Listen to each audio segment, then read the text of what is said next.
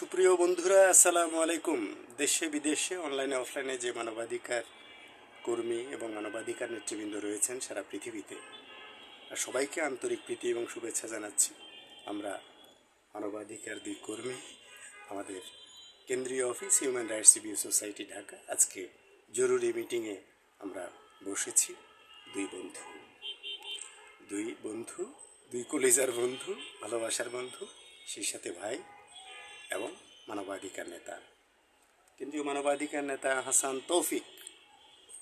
সবাইকে শুভেচ্ছা, সবার জন্য শুভকামনা রইল।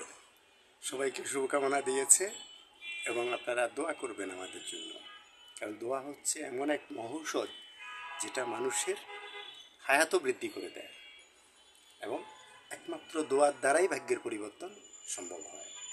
সুতরাং দোয়া শুভকামনার মাধ্যমেই হয়ে থাকে।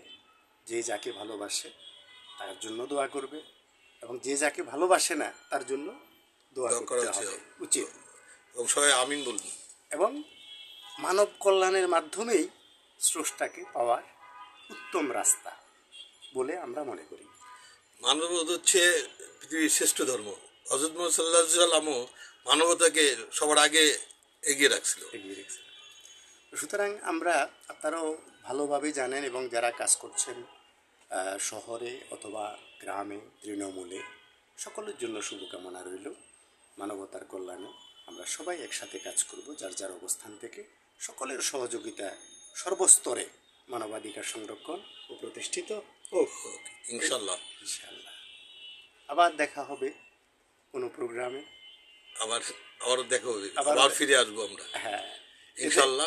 দেখাই শেষ দেখা নয় তো, আবার হবে তো দেখা। সবাইকে শুভেচ্ছা, সবাই ভালো থাকুন, সবার জন্য শুভকামনা রইল।